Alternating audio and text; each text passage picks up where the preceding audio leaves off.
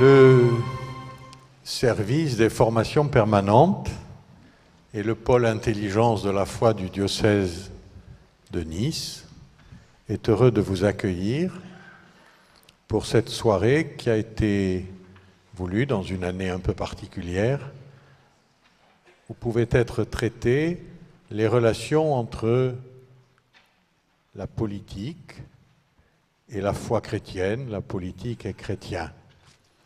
Nous avons demandé à M. De Foucauld de venir parler, chrétien et politique. Il sera accompagné ou assisté ou provoqué, je ne sais pas comment il faut dire, peut-être provoqué, par Madame de Pina, qui est professeure de sciences politiques à l'université de sciences, c'est Sophia Antipolis. Université Nice-Sophia Antipolis. Voilà, Nice-Sophia Antipolis. Et à 40 ans, ça s'appelait tout simplement la faculté de droit. Mais bon, maintenant, évidemment, c'est un peu compliqué.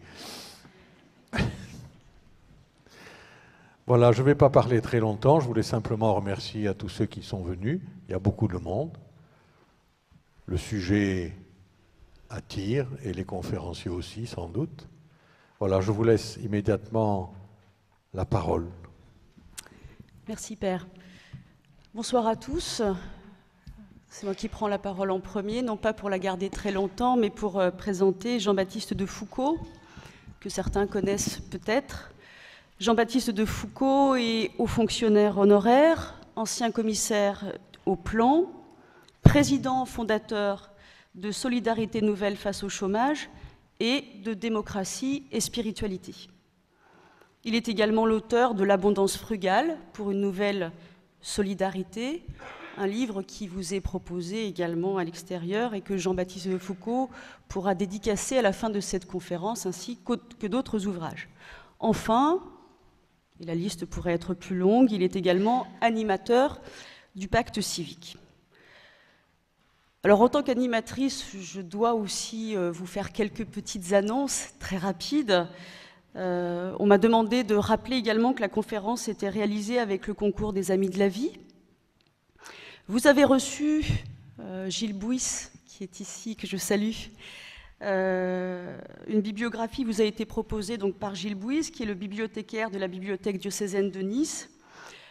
Une bibliographie qu'il indique comme sommaire, mais qui est déjà relativement complète et que l'on peut trouver également sur le site du service diocésain des formations permanentes. Alors très rapidement, comment va s'organiser la soirée ? Jean-Baptiste de Foucauld nous proposera sa réflexion. Nous avons essayé de tenir en 45 minutes. Ensuite, je proposerai un début de débat, sachant que la première question est toujours la plus difficile à poser. Donc c'est moi qui poserai la première question, ou les premières questions, pendant une quinzaine de minutes.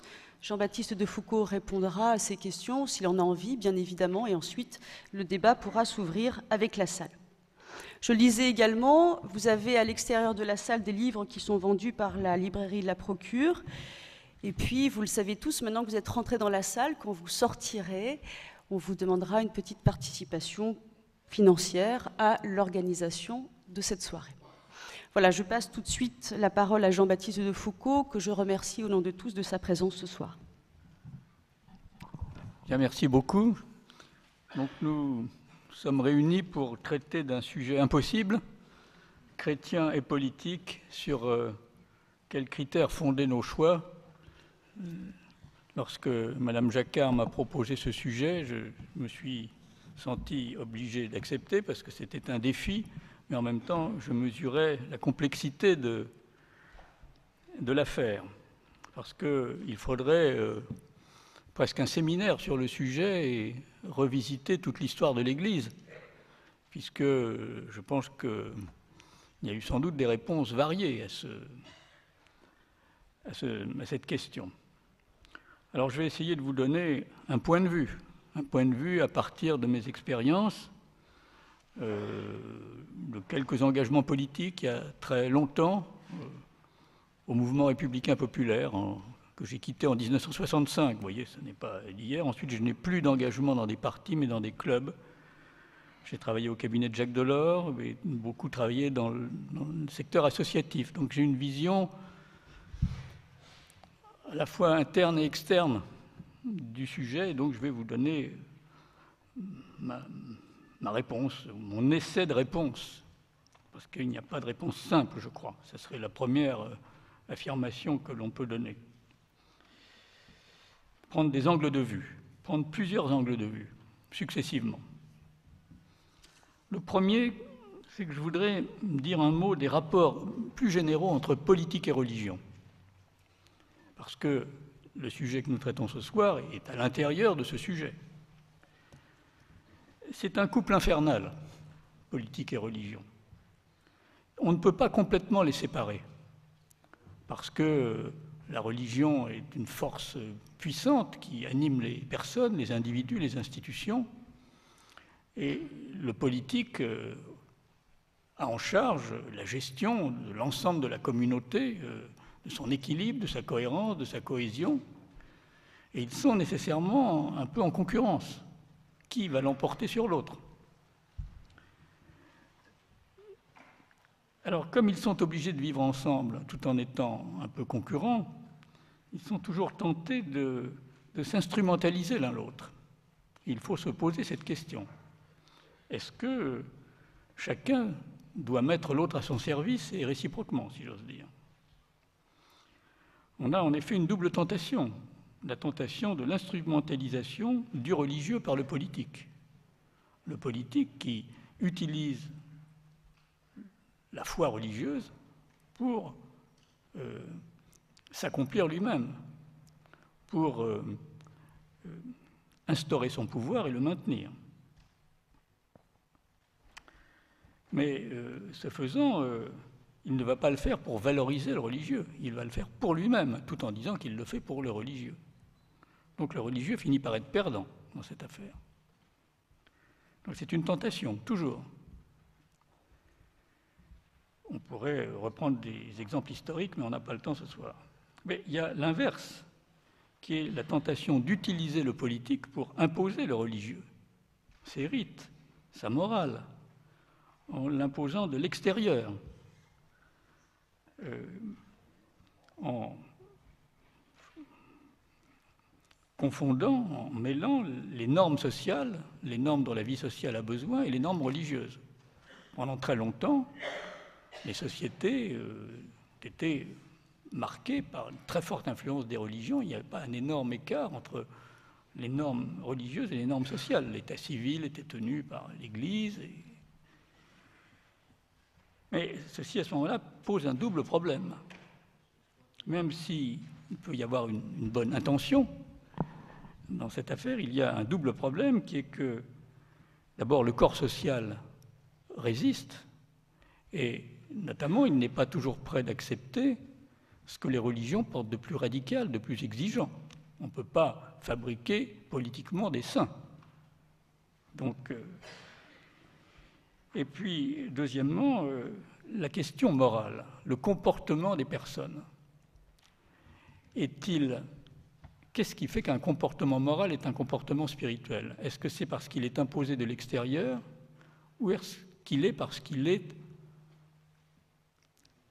effectué sous la forme d'une intention spirituelle de l'amour du prochain, non pas l'obéissance à une norme obligatoire, mais par une adhésion profonde à un sens?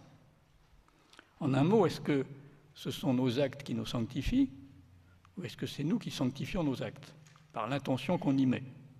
Un peu les deux, bien entendu, un peu les deux. Mais donc, il y a toujours un problème d'équilibre à trouver entre le religieux et le politique. Et cet équilibre n'est jamais stable. Le politique est chargé du corps social, il ne peut ignorer le religieux, il doit le respecter. Le religieux est chargé de l'ultime, du plus important, mais il doit aussi composer avec le corps social. Donc, on part d'une tension qui doit être une tension féconde.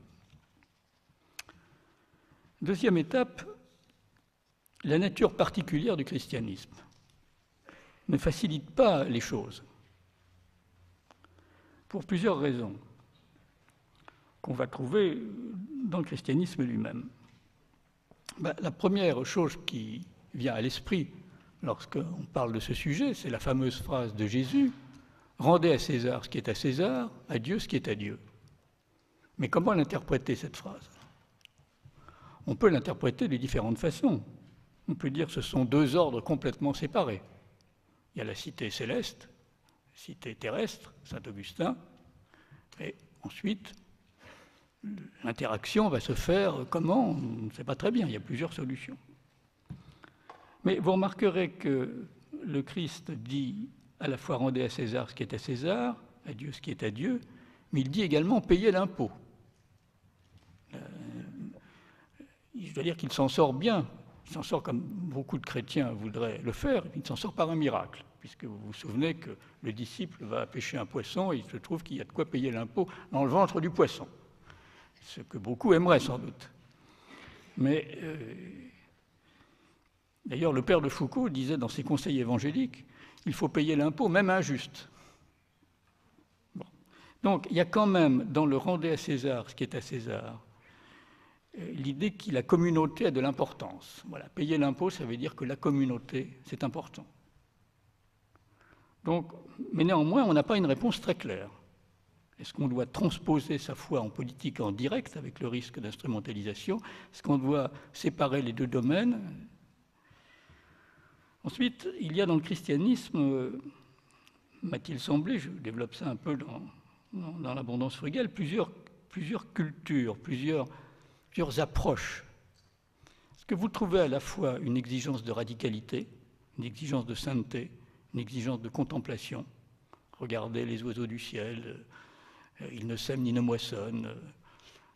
Marthe et Marie, Marie a choisi le meilleur par rapport à Marthe qui est dans l'action, donc il y a une exigence quand même de radicalité. Donc comment transposer ça en politique? Le corps social va résister si on lui en demande trop. Mais en même temps, il y a aussi une tendance à la tolérance, à la compréhension, à l'acceptation de l'imperfection du pécheur, le pardon, qui est également présent, exigence et pardon. Prenons la femme adultère, tout le monde veut la lapider, et il dit que celui qui n'a jamais péché lance la première pierre. Au jeune homme riche, on demande de tout quitter, mais Zachée donne la moitié de ses biens aux pauvres, c'est déjà pas mal, vous me direz, et il est tout autant valorisé que le pauvre jeune homme riche qui, lui, part tout triste. Donc, comment concilie-t-on cette exigence radicale et en même temps cette tolérance, cette compréhension? Et voilà un deuxième défi qui est... Et autant on peut le faire pour soi-même, c'est déjà plus difficile pour ses proches, mais au niveau du corps politique, en plus il y a des gens qui ne pensent pas nécessairement en chrétien, d'ailleurs c'est pas si facile de parler en chrétien, de penser en chrétien, donc on a une deuxième difficulté. Et puis on a également dans l'Évangile vis-à-vis de la loi une attitude qui est complexe, qui est ambivalente. Car d'un côté, Jésus dit « Je ne suis pas venu abolir la loi, mais l'accomplir », donc lui donner du sens. Mais en même temps, il n'hésite pas à ne pas appliquer la loi lorsqu'elle n'a pas de sens. On peut cueillir des épis le jour du sabbat. Donc la loi, qui est quand même souvent l'objet de la politique, elle est importante, elle est bien valorisée, mais en même temps, elle n'est pas un absolu. Donc, tout ceci pour dire que l'Évangile est dialectique, il est dialogique, il n'est pas binaire, il est moins aristotélicien que notre esprit, qui aime simplifier, aimerait le dire ou aimerait l'interpréter. Donc moi, je lis l'Évangile comme une invitation au discernement, au choix des solutions. Mais du coup, nous voilà renvoyés à nous-mêmes, en somme. Renvoyés à nous-mêmes avec toute cette toile de fond de l'Évangile et de sa nature particulière. Alors ceci mène à un troisième point.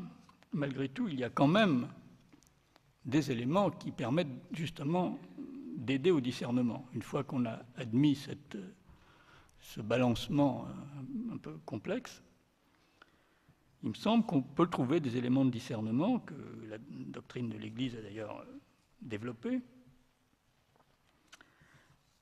J'aurais envie d'insister, en ce qui me concerne, sur quelques points.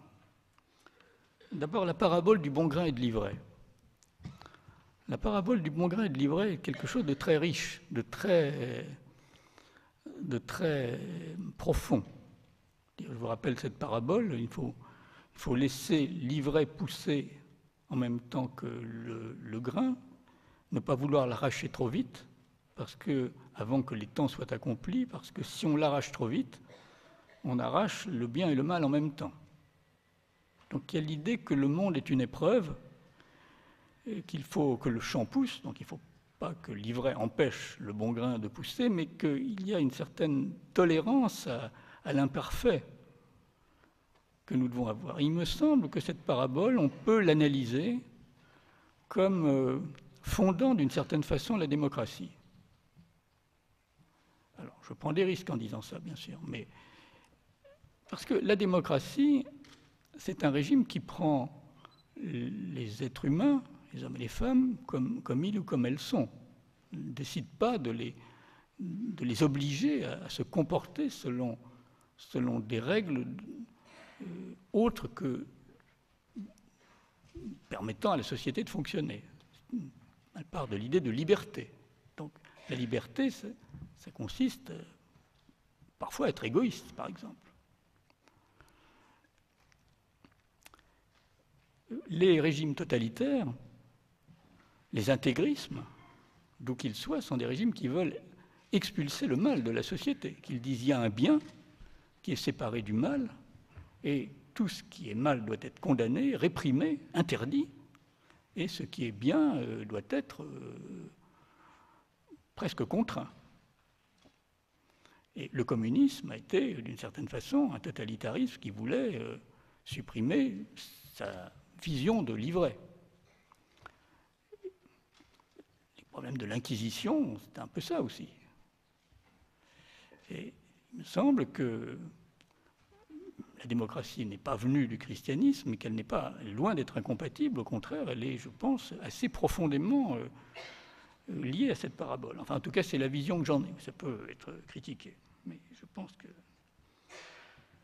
que donc il y a l'idée que, comme le dit un de mes amis, Patrick Vivray, la démocratie est un régime politique dans lequel on accepte une certaine imperfection humaine.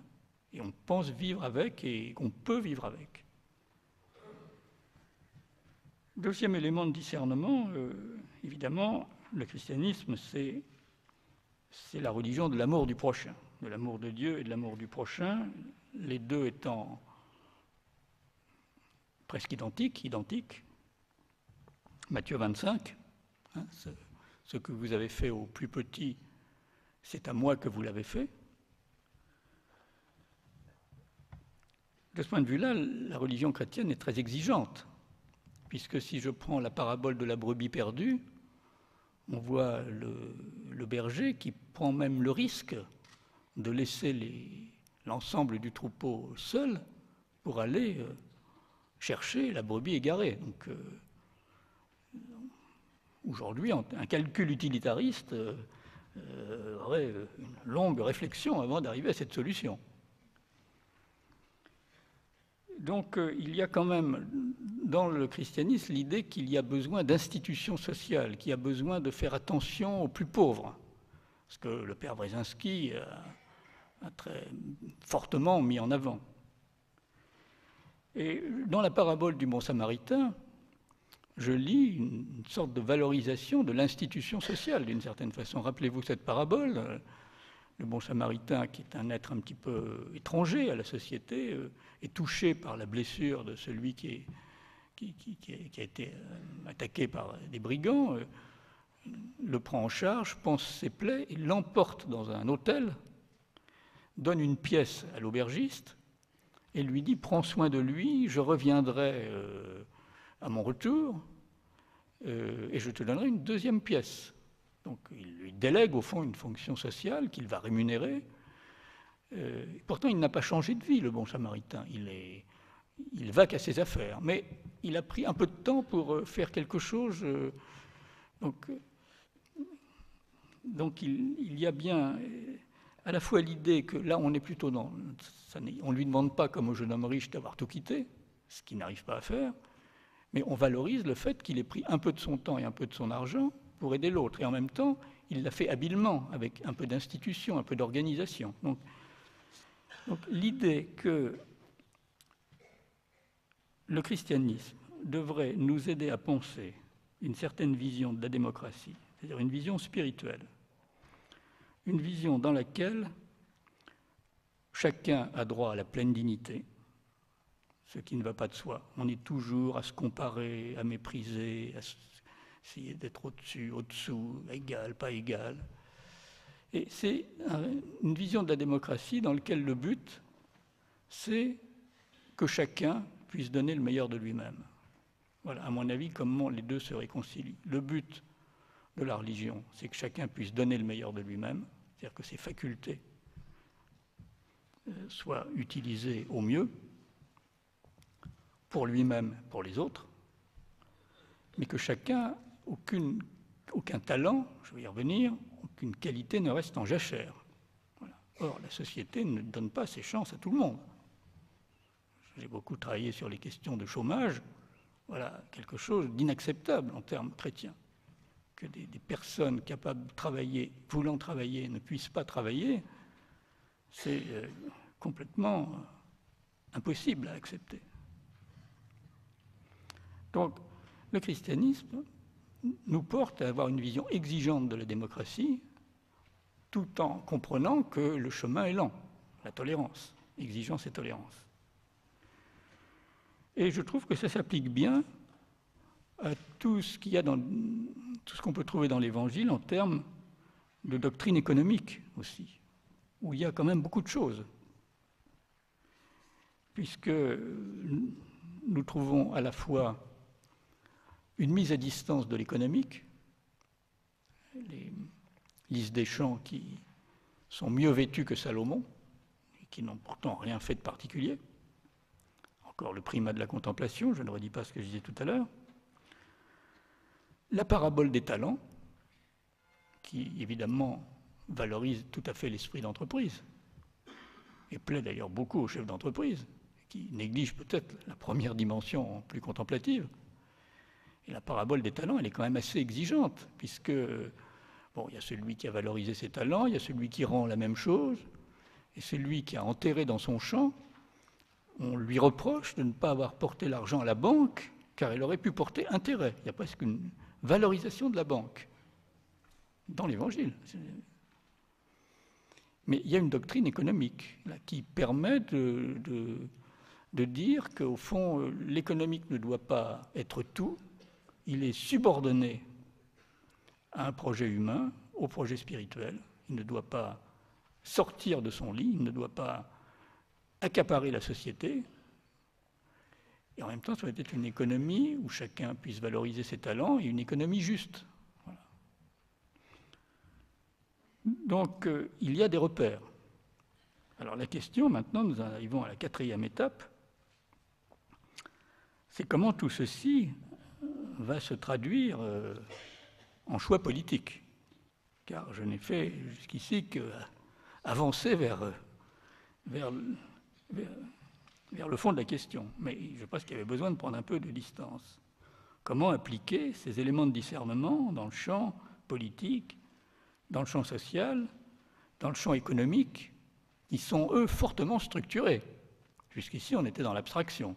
Là, on arrive, comment allons-nous, dans 100 jours, nous situer par rapport à l'offre politique des uns et des autres? Alors, ça va être un tout petit peu plus long là-dessus, mais je reste dans mes temps. Je crois d'abord que les chrétiens exigeants ne sont jamais à l'aise avec les camps politiques, avec même les personnes politiques. Personne, c'est moins net. Mais on n'est jamais... Les grands chrétiens bien identifiés, vous prenez Bernanos, Maritain, Mounier, ils ne sont jamais très à l'aise avec les camps politiques. On leur demande de choisir, mais ils sont tentés, mais en même temps, ils se disent « oui, mais ça ne va pas très bien ». Et je pense que ça fait partie de l'identité chrétienne, que de ne jamais se sentir tout à fait bien à l'aise avec le monde tel qu'il est, quoi, avec le monde tel qu'il se présente à nous, et dans lequel nous devons vivre et dans lequel nous devons choisir. Il y a une espèce de distance critique que les non-chrétiens n'aiment pas, d'ailleurs, qui leur était reprochée au premier temps du christianisme, d'ailleurs, très reprochée, avant que la religion chrétienne devienne la religion d'État, avec tous les problèmes que ça a posé. Donc, il y a une tentation, il y a une certaine légitimité de la distance, mais qui peut devenir une tentation de la séparation, qui n'est pas saine, parce qu'en même temps, avec leur distance intérieure, au fond, les chrétiens ont vocation à être pleinement acteurs dans la société. Mais on peut être acteur sans être englobé par son action. Et tout le problème, c'est ça, ça va être d'être acteur sans être englobé, d'être un acteur qui est engagé et distancié à la fois. Que sinon, il va être pris par le flot de l'action, et l'action, elle a ses règles propres. Et l'efficacité de l'action n'est pas nécessairement morale. Il y a une tension entre l'action, l'efficacité et la morale. Et c'est ça que le chrétien ressent un peu confusément, cette difficulté d'articuler les deux. Et pourtant, cette tension-là, il ne doit pas la fuir.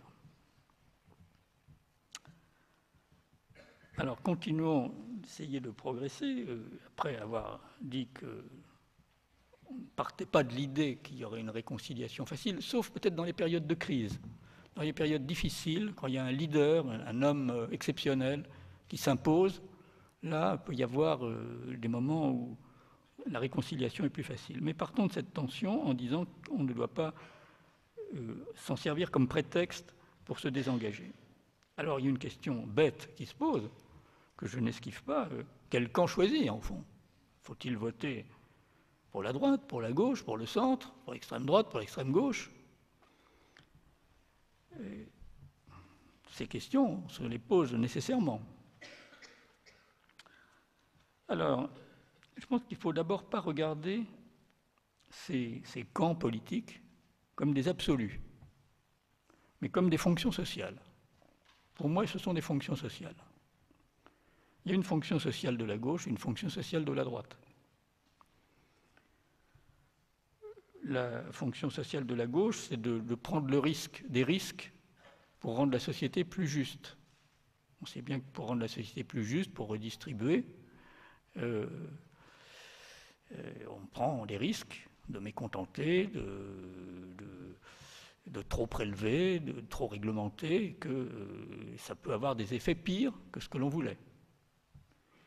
La fonction sociale de la droite, c'est un peu l'inverse. C'est de dire on prend trop de risques, finalement on détruit la société, il vaut mieux garder ce qu'on a, parce que si on veut faire mieux, on va peut-être faire pire. Donc elles ont une fonction sociale, mais chacune de ces fonctions peut dégénérer. La gauche peut obtenir des résultats au-delà de ce qui est légitime en créant une société contraignante, en abolissant les libertés, ce qui a quand même été tout le problème du communisme. Et la droite peut, sous prétexte d'éviter des risques qu'elle juge, à tort ou à raison, excessifs pour la société, s'enfoncer dans l'immobilisme et préserver les acquis des possédants.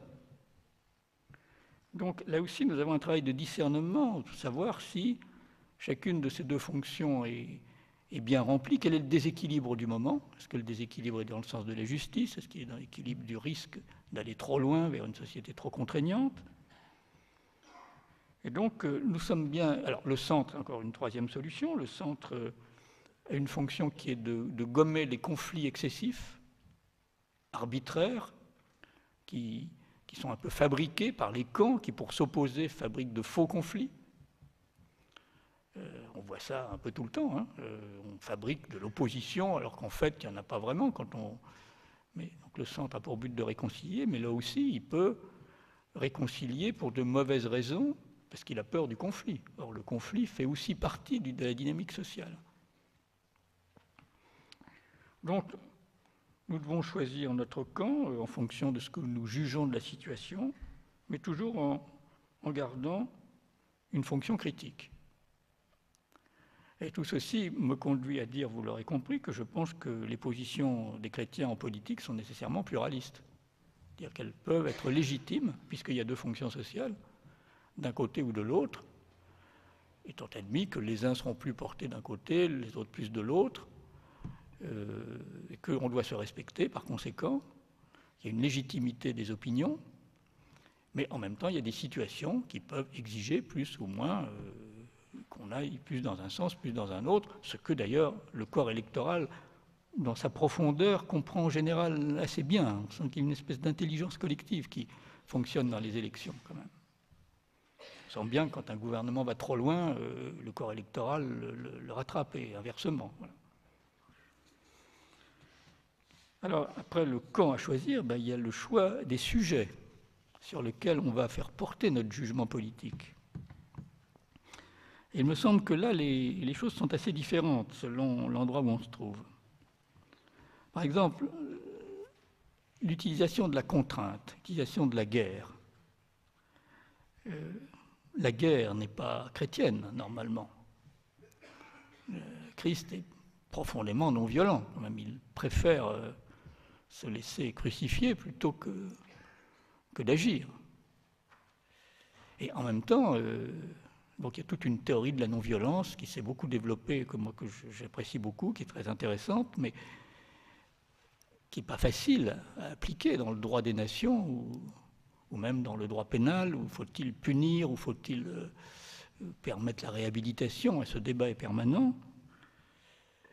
La théorie de l'Église de la guerre juste, par exemple, est une théorie très intéressante, par exemple. Sur ces sujets-là, nous arrivons à nous en sortir à peu près. De même sur la justice sociale. Les chrétiens, il y a une doctrine sociale de l'Église qui est assez nuancée, permet des positions diverses. Nous sommes plus gênés, c'est sur les problèmes de mœurs, sur les problèmes de permissivité, de sexualité, d'avortement, de bioéthique, où là, nous sommes sur des problèmes délicats parce qu'on sent qu'on est sur des limites. On ne sait pas si on est dans de l'humain, dans l'anthropologique, ou dans du religieux. Et on est un peu le gardien des limites anthropologiques. Donc, ce point-là, j'y vois moins clair personnellement, donc je vous le laisse. Voilà. Je dirais simplement que, pour prendre un problème qui fait débat quand même, sur les questions de l'avortement, je pense que la loi Veil, telle qu'elle était conçue au départ, c'est-à-dire, on est d'accord que l'avortement est plutôt un mal, que dans un certain nombre de cas, c'est un moindre mal, mais qu'il faut tout faire pour l'éviter, je pense que c'était acceptable pour les chrétiens. Tout le monde n'est pas d'accord, je le sais. Le problème, c'est l'usage qu'on en fait ensuite et où ça devient un droit simple, une banalisation.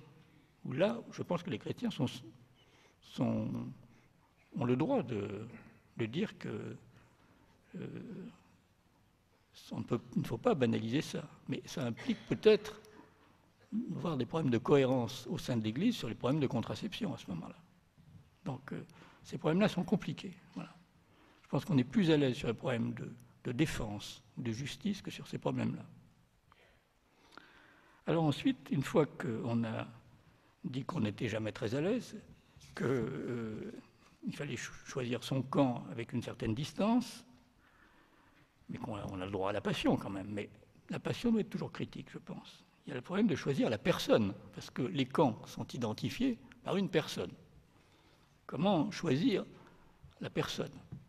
On pourrait même à la limite dire la personne est plus importante que le camp. Je suis de droite, mais le leader de gauche me paraît de meilleure qualité, ou inversement, je suis de gauche, mais le leader de droite me paraît de meilleure qualité. C'est un choix légitime. Mais alors là, quels sont les critères de choix de la personne ? Est-ce que c'est la capacité politique ou est-ce que c'est la capacité morale ? Ça, c'est un problème délicat. Parce qu'on peut très bien avoir une personne qui a une très grande capacité. Je crois que la politique est un art.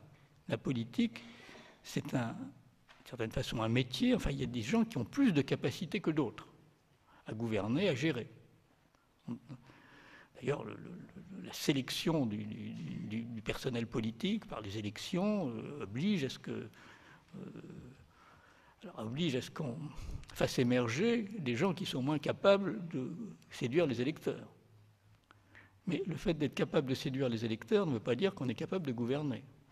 Les qualités pour gouverner ne sont pas nécessairement les mêmes que les qualités pour prendre le pouvoir. C'est une première difficulté, ça. Et puis, qu'est-ce qu'il faut regarder chez nos élus? Est-ce qu'il faut regarder donc la capacité politique ou la capacité morale? Malraux a une phrase que je trouve très juste. Il a dit « On ne fait pas de la politique avec de la morale, mais on ne fait pas non plus de la politique sans morale. » Donc, toute politique doit avoir sa cohérence morale. Mais ce n'est pas nécessairement une morale préconçue, c'est une morale de cohérence dans l'action. Je pense par exemple que notre pays va mal en matière de chômage parce qu'on n'a jamais eu une réponse cohérente en matière de chômage. On mélange, on rêve au fond du modèle suédois, du modèle nordique, du plein emploi de qualité pour tous, mais avec l'individualisme et le corporatisme français, c'est-à-dire pas du tout les règles et disciplines collectives de ces pays, et si possible les impôts américains. Voilà. Quand on est dans l'incohérence, ça ne marche pas. Donc il y a des problèmes de cohérence morale, et qui valent également pour les individus. Alors là, il me semble qu'il faut regarder un certain nombre de choses. Quelle est la capacité d'intériorité du personnel politique? Est-ce qu'il est complètement engagé dans l'action sans distance ou est-ce qu'il a une capacité de distance, une capacité critique? Comment fait-il la part de ses convictions et de sa responsabilité quand il est au pouvoir? On est conduit au pouvoir en exprimant des convictions, des idées, mais souvent les choses changent et on est amené à faire autre chose que ce pourquoi on était fait. Valéry a une phrase terrible sur les partis politiques. Il a dit, Valéry, « Il retire pour subsister ce qu'il promettait pour exister ». Une phrase absolument terrible. Oui, mais c'est la nature des choses. Ça, tu vois. Mais même dans le cas actuel, le gouvernement, l'équipe actuelle est arrivée avec un projet et la crise arrive. On est obligé de faire un peu le contraire de ce qu'ils avaient dit. Et c'est souvent comme ça. C'est souvent comme ça. Alors, il y a aussi une autre question qui est quelle est la question du désir de pouvoir. Dans le personnel politique que nous avons devant nous, quel est son rapport avec le désir de pouvoir? C'est une question vraiment très importante, ça. On n'a pas assez travaillé sur le désir de pouvoir. Le désir de pouvoir est légitime pour ne pas être dépendant de la société, pour agir sur la société. Mais il y a un moment où il devient un but en soi, qui devient un facteur de reconnaissance, d'identité. Et là, ça dérape. Est-ce que le désir de pouvoir est un service ou est-ce que c'est un désir de pouvoir pour soi? Et donc, je voudrais vous lire simplement un passage de Max Weber qui a essayé de définir le grand homme en politique. Et selon Max Weber, le grand homme, l'homme politique accompli, doit avoir 3 qualités. Le dévouement passionné à une cause, au Dieu ou au démon qui en est le maître. On ne peut pas ne pas penser à De Gaulle et à la France, là. Voilà. Le sentiment de la responsabilité. La cause que l'on sert ne doit pas évacuer le sentiment de la responsabilité. Voilà. Et enfin, ce qu'il appelle le coup d'œil et le détachement. L'homme politique doit avoir une espèce de coup d'œil, de détachement, de voir vite ce que les autres ne voient pas, voir avant. Qualité de visionnaire, un peu. Voilà. Et donc, voilà, nous devons essayer de trouver une balance entre tout ça. Et puis enfin, dernier problème concret, est-ce que nous devons agir en chrétien? Est-ce qu'il faut créer des mouvements chrétiens ou est-ce qu'il faut agir en chrétien mais sans s'identifier comme chrétien? Avec les autres fondus, est-ce qu'il faut créer des partis politiques qui se disent chrétiens ou des mouvements chrétiens ou est-ce qu'il faut être avec les autres sans s'identifier? Mais je crois que les deux thèses se plaident et qu'il faut sans doute les deux dans une société pour que les sociétés marchent bien.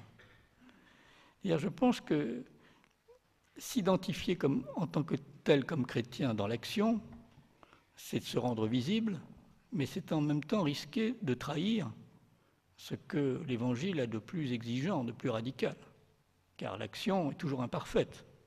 Et donc, elle va vous mettre en contradiction avec ce qu'il y a de plus radical dans l'Évangile. Donc, de ce point de vue-là, il est plus facile d'agir avec les autres, en mettant, je dirais, sa foi au vestiaire, mais qu'elle nourrisse l'action, mais sans s'identifier plus particulièrement. Et dans ce cas-là, on risque l'invisibilité. Et ça n'est pas bon non plus pour les religions dans des périodes troubles où elles sont en difficulté comme aujourd'hui. Il y a des périodes où il y a trop d'identités qui oppressent un peu la société, d'autres chrétiennes, ou d'autres où, au contraire, il n'y en a plus assez. Donc je pense que les deux thèses se plaident. Alors voilà quelques éléments de discernement, et je terminais ma 5e et dernière étape par un effort de synthèse quand même, parce que je vois bien que vous devez commencer à vous impatienter, à dire est-ce qu'il va arriver à dire quelque chose à la fin.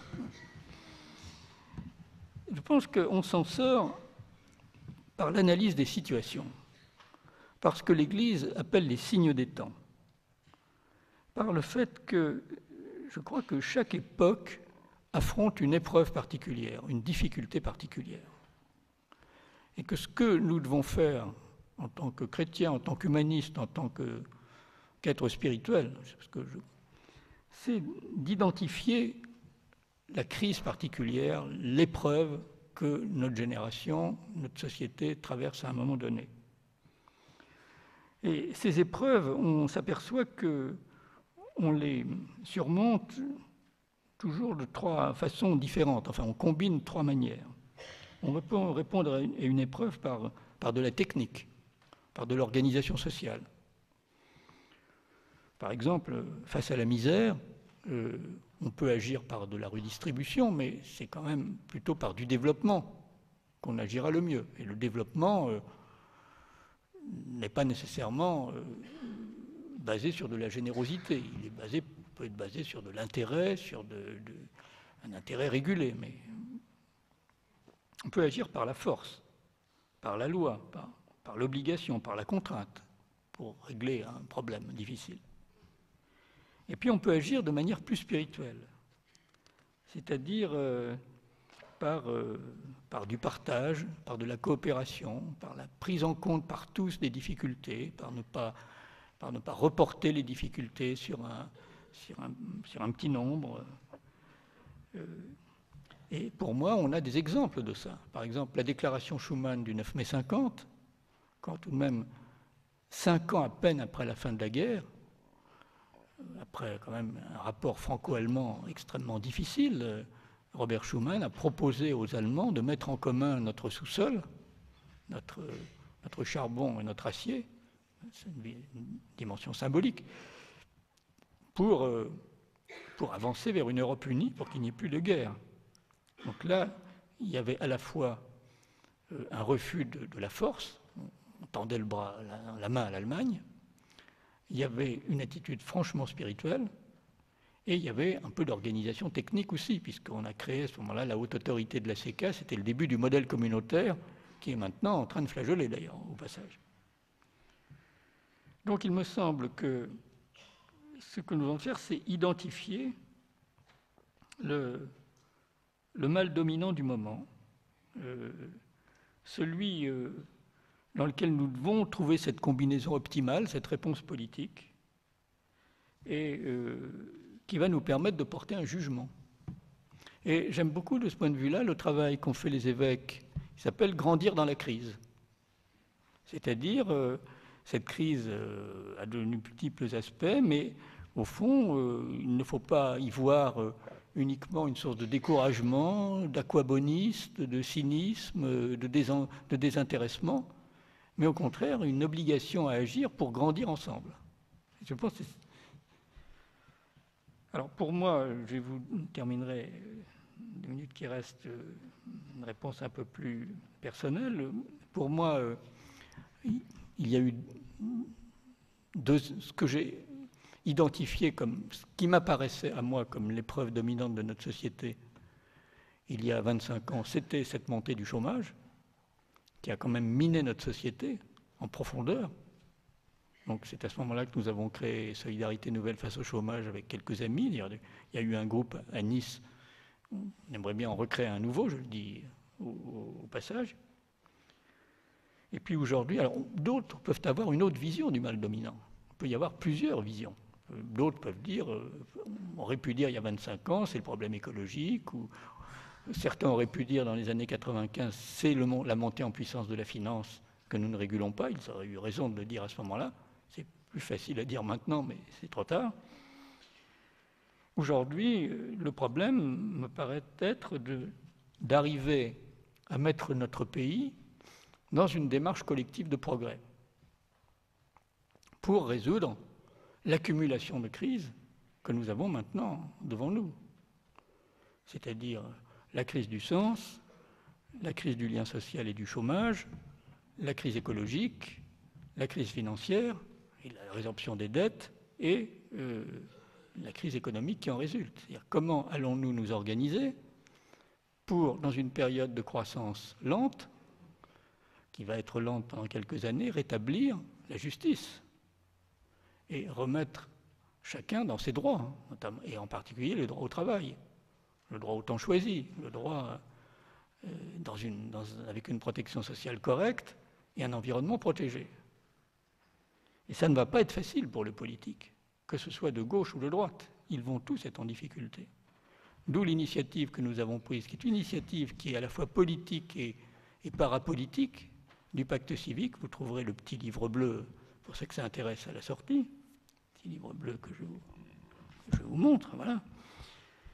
Qui est de dire, mais au fond, il faut que la société civique s'engage et dise on veut se développer, on veut agir, il faut à la fois changer nos comportements personnels, qui doivent retrouver le sens du temps, le sens de l'autre, le sens de l'essentiel par rapport au superflu. Il faut que les organisations qui maltraitent un peu les personnes, un peu partout maintenant, dans les administrations, dans les entreprises, changent, redeviennent plus humaines, mettent l'humain au centre. Donc, on a fabriqué un certain nombre d'engagements qui clarifient ceci.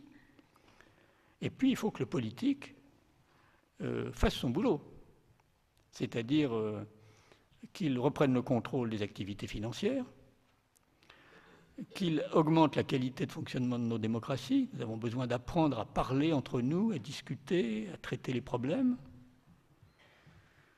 qu'il recrée un sentiment de justice par une fiscalité correcte, qu'il revienne au plein emploi et qu'il nous fasse une Europe qui nous vaille la peine, voilà, qui soit dynamique et qui soit une Europe qui ait une capacité d'agir et une capacité de participation citoyenne suffisante. Voilà. Donc ça ne dit pas, ce pacte s'adresse à la gauche et à la droite, ça ne dit pas exactement pour qui je vais voter ou pour qui nous allons voter, mais ça montre le socle minimum du changement. Voilà. Au lendemain de la guerre, il y a eu un consensus pour moderniser la société. Ça n'a pas empêché qu'il y avait des débats gauche-droite très forts, mais il y avait un consensus de base. Il y a eu le choc pétrolier de 1973. Nous n'avons jamais trouvé la réponse, finalement, à ce choc. Donc, tout le chômage qui a miné notre société. Et maintenant, nous devons trouver les bases minimums du changement, et ça n'empêchera pas qu'il y ait des conflits, des débats, pour savoir si on va un peu plus à gauche, à droite ou autrement. Voilà. Donc je terminerai simplement en disant que, par un petit paradoxe, c'est que nous avons aussi à résoudre le mal français. Il y a beaucoup de dysfonctionnements français. Il y a un mauvais rapport entre l'économique et le social qui se regardent en chien de faïence. Il y a trop d'écart entre l'individualisme, à l'individu la liberté, à l'État la solidarité, mais pas assez d'interaction. On insiste trop sur la quantité, pas assez sur la qualité. Donc nous avons besoin en fait d'un bon entraîneur. Nous avons besoin, je regarde souvent les métaphores sportives. L'équipe de France est bonne quand elle a un bon entraîneur. Et ça ne se passe pas bien quand l'entraîneur n'est pas bon. Alors, je vais quand même vous dire quelque chose. Je vais vous dire quel est mon candidat à la présidence de la République. D'ailleurs, il ne le sait pas encore. C'est Aimé Jacquet. Et je terminerai sur cette réponse, pour rester dans la ligne du paradoxe.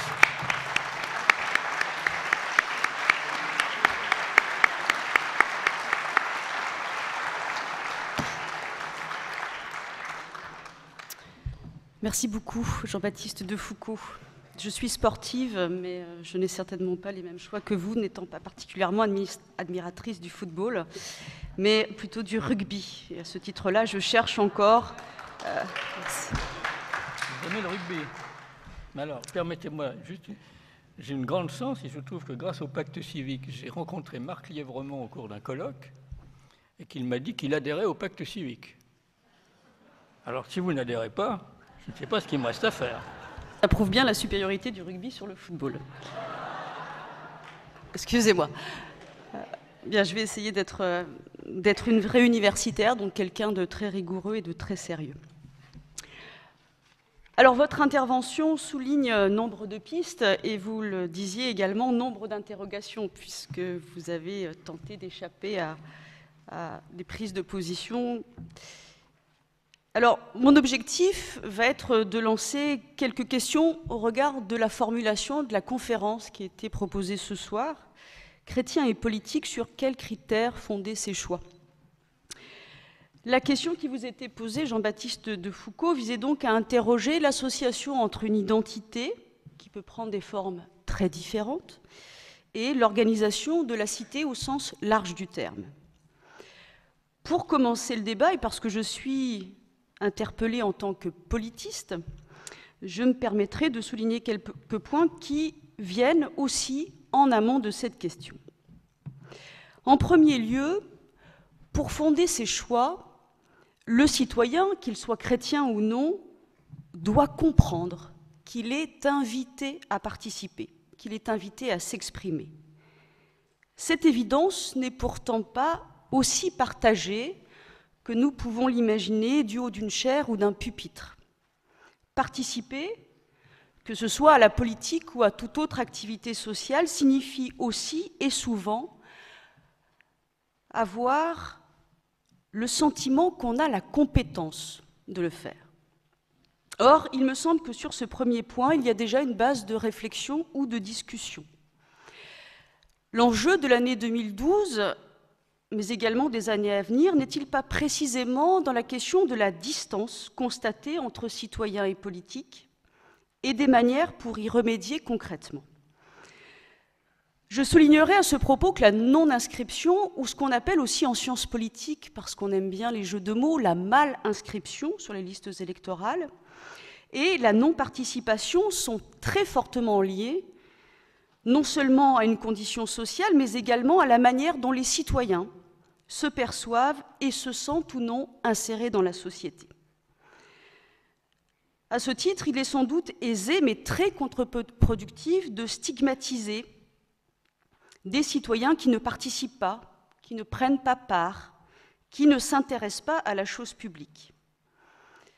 C'est sans doute omettre que pour envisager la politique, pour engager la participation qui semble la plus élémentaire ou qui peut nous sembler la plus élémentaire, en l'occurrence le vote, il convient en effet de pouvoir s'informer, de posséder des clés de compréhension, de savoir mobiliser des référents et de posséder ce qu'on pourrait appeler une grammaire de la politique et du vivre ensemble. L'abstention aux élections, qui est parfois reprochée aux citoyens, n'interroge-t-elle pas plus globalement le lien social et le constat d'une société fragmentée, d'une société émiettée? Dit autrement, au-delà de la question comment fonder ses choix, n'est-il pas urgent de s'intéresser ou de s'interroger ainsi comment réinscrire dans le jeu politique des individus qui en sont exclus? Et peut-on se poser la question sans réfléchir posément aux relations sociales, à la place de l'école et de la formation, à la place des institutions qui, étatiques ou non, participent à faire en sorte que le tissu social ne devienne pas une vieille guenille? En deuxième lieu, pour fonder ses choix, le citoyen doit être en mesure de choisir, c'est-à-dire qu'il doit être en mesure de nommer, de préférer, d'adopter, de distinguer. Or, le paradoxe est sans doute que de nombreux citoyens ne parviennent pas à opérer cette étape de classification, de hiérarchisation des préférences. Je le disais, faire des choix, c'est être en mesure d'ordonner, de classer, mais avant tout de nommer. de se nommer soi-même en exprimant ce qui est fondamental ou essentiel, ce qui est valorisé et repoussé, de nommer les autres, mais également de nommer ce qui fait sens en société et en politique. Donc, comme je le disais, posséder une grammaire qui n'est ni simple ni naturelle. La question est dès lors celle-ci: quelles sont aujourd'hui les institutions, les instances, les groupes ou les acteurs qui participent pleinement à cette acquisition d'une grammaire qui n'est pas un simple discours sûr, qui n'est pas une simple succession de petites phrases dont nous allons être très largement abreuvés dans les semaines à venir. Ce qui est en jeu, n'est-ce pas finalement la question de ces espaces ou de ces acteurs qui participent de l'apprentissage du politique, qui participent de sa légitimation, en donnant toute leur place aux idées et à l'échange d'idées. N'est-ce pas finalement la question de ces espaces ou acteurs qui prennent le risque de redonner vie aux politiques et qui sont finalement bien peu audibles dans le débat politique actuel? Car faire des choix, c'est prendre des risques. Prendre le risque de s'opposer, de se tromper. Poser des choix, c'est prendre le risque de partir à la quête de ces choix. En troisième lieu, quels critères fondent les choix? La question qui vous était posée, Jean-Baptiste de Foucauld, est complexe. Et vous disiez, le chrétien n'est pas très à l'aise avec cette question-là, ou la question du positionnement politique. Alors, si le chrétien n'est pas très à l'aise, le politiste l'est encore moins, en particulier quand on lui demande comment expliquer le comportement politique. Le politiste, le professeur en sciences politiques, cherche désespérément la pierre philosophale de l'explication du comportement électoral. L'électeur est-il rationnel, au sens où il ferait intervenir dans ses prises de position des logiques, des options, des processus intellectuels voire savants, ou l'électeur est-il pour partie soumis ou porté par des processus d'appartenance, de socialisation, voire d'imitation qui contraindraient ses choix ou ses prises de position? Alors cette question trouve une partie de sa réponse, et une partie seulement, dans le constat de la relative importance de la pratique religieuse dans le choix politique. Nous le savons, l'électeur catholique choisit, plus que la moyenne des Français, il choisit de voter à droite. Et pour le dire doctement, la variable de pratique religieuse est une des variables les plus efficientes pour expliquer la participation politique et l'orientation politique. Alors certes, au sein du peuple catholique, les engagements sont divers, les positions également, mais le catholicisme reste malgré tout un marqueur important d'un comportement politique de droite. La question est alors, qu'est-ce qui explique ce choix prioritaire? Alors que vous l'avez bien montré, et que vous l'expliquez encore plus longuement dans l'Abondance frugale, il y a une grande diversité du message biblique. Il y a des lectures diverses qui peuvent en être faites. Et nous le savons aussi, l'Église catholique a su peu à peu éviter le piège d'une intrusion dans les isoloirs. Mais, malgré tout, les catholiques restent encore très largement influencés par une lecture de la vie politique, les encourageant à un type de comportement. Jean-Baptiste de Foucauld, qu'est-ce que vous inspire cette observation d'un lien entre catholicisme et vote de droite? Et comment expliquer finalement une stabilité dans les comportements politiques, alors même que les catholiques sont eux-mêmes multipositionnés, alors qu'ils ont des engagements divers, et qu'ils pourraient finalement avoir des comportements politiques plus proches de la moyenne des Français? En quatrième lieu, et cette question est très provocatrice, que veut dire être chrétien aujourd'hui? Ou pour être plus restrictif, parce que je travaille davantage sur ces questions-là, que veut dire être catholique aujourd'hui? Pour moi, en tant que sociologue et politiste, la question n'est pas simple, à nouveau. Elle est même piégée, parce que derrière la terminologie, derrière l'adjectif, s'expriment des réalités extrêmement diverses et des manières différentes d'être, de penser et de s'engager. Je le disais tout à l'heure, le chrétien est multipositionné, il est parfois multi-engagé, parce que s'il y a quelque chose qu'on sait en sociologie, c'est que celui qui s'engage ici aura d'autant plus de chances de s'engager là, de participer, d'animer, de militer. À côté de chrétiens engagés, mais aux sensibilités très diverses, le sociologue peut croiser ce qu'on pourrait appeler des chrétiens sympathisants. Et il peut croiser également ce que je nomme pour ma part des intermittents des églises, qui poussent parfois la porte des temples ou des chapelles pour un sacrement, pour une réconciliation, pour une écoute de la parole. Daniel Hervieux-Léger considère pour sa part nécessaire de réfléchir sur ce qu'elle appelle les trajectoires d'identification chez les croyants. Trajectoires qui ne sont pas sans lien avec les phénomènes d'individualisation et de subjectivisation. La question est alors, comment ces chrétiens mobilisent-ils leur appartenance religieuse, parfois distendue? Et est-ce bien finalement la question de la cohérence entre leur identité religieuse et leur comportement politique qu'ils se posent dans un contexte de tension politique et de médiatisation intensive? Enfin, dans vos écrits, et comme vous l'avez rappelé tout à l'heure, Jean-Baptiste de Foucauld, vous appelez de vos vœux un pacte civique pour renouveler le contrat social dans nos sociétés. Or, il ne me semble pas inutile de préciser dans quelles conditions un pacte civique peut se développer.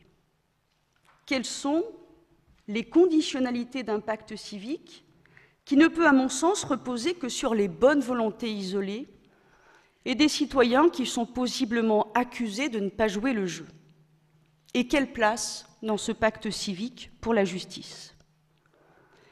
N'est-ce pas d'ailleurs, au-delà de la crise économique et sociale, notre rapport à la justice qu'il convient d'interroger en premier lieu? Une justice ayant les moyens de son action, une justice qui bâtit du lien social parce qu'elle protège notamment les plus fragiles, une justice qui donne des limites pour tous, quelle que soit la condition sociale. Au travers de ce que certains nomment la crise de la démocratie, la crise de la représentation politique, n'est-ce pas finalement la question de la justice qui est posée à nos sociétés? Peut-on d'ailleurs appeler à la mise en place d'un pacte civique si nous ne réfléchissons pas aux conditions d'un vivre ensemble, qui ne soit ni seulement rêvé, ni imposé? À ce titre, comment penser le pacte? Comment penser la politique si les acteurs du politique participent eux-mêmes à sa négation en accordant à des acteurs virtuels, les marchés, la mondialisation, les agences de notation, une importance aussi surdimensionnée que possiblement artificielle? C'est la question, me semble-t-il, centrale de l'incarnation qui est posée à nos sociétés. Je vous remercie.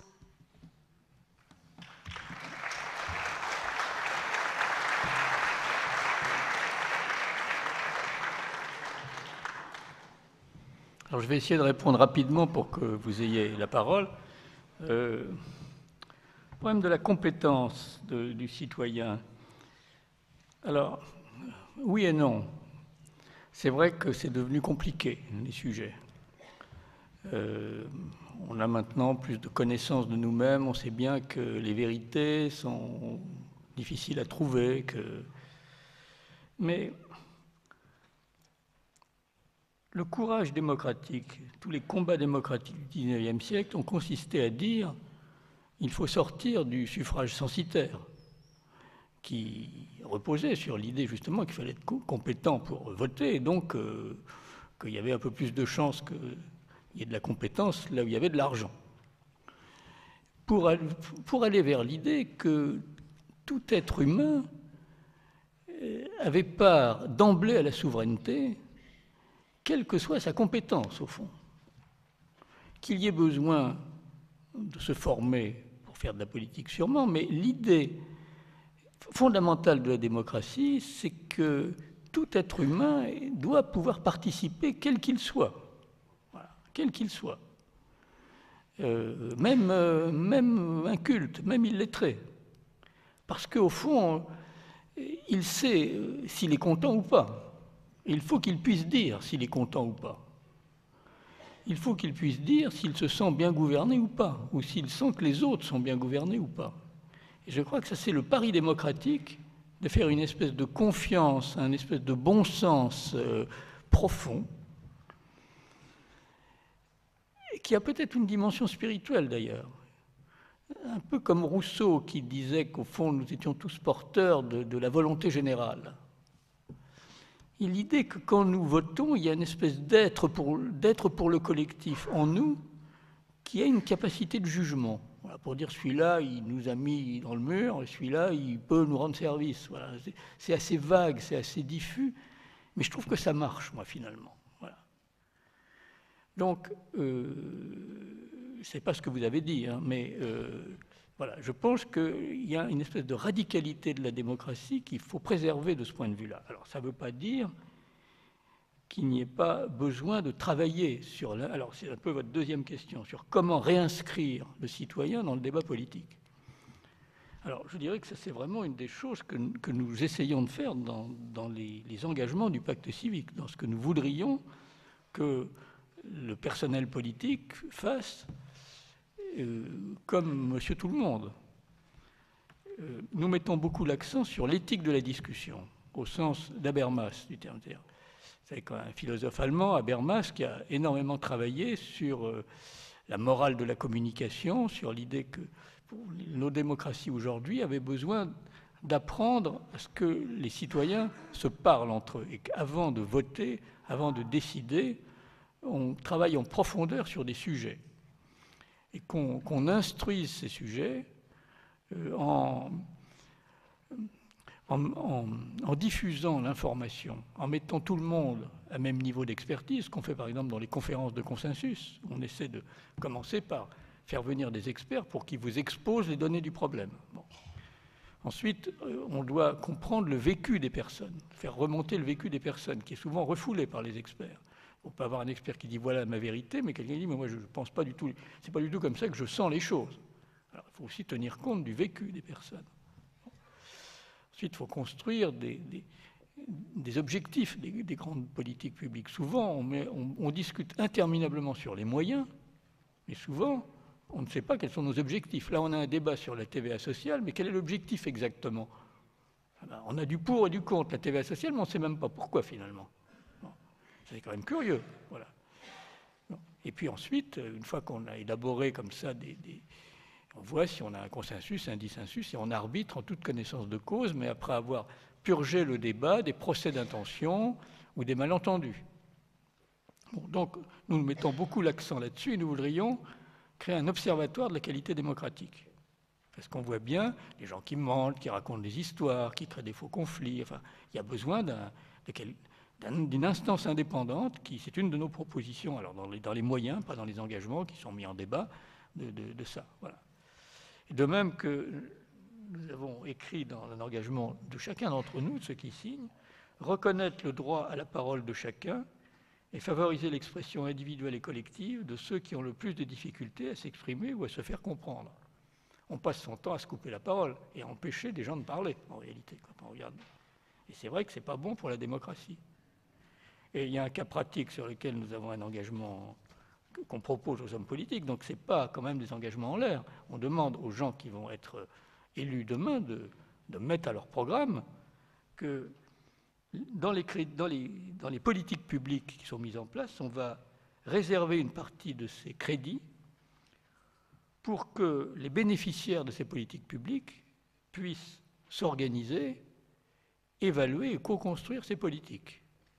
Et notamment, on voudrait le faire pour les demandeurs d'emploi et bénéficiaires de minima sociaux. Parce qu'il y a quelque chose de très étrange dans notre société.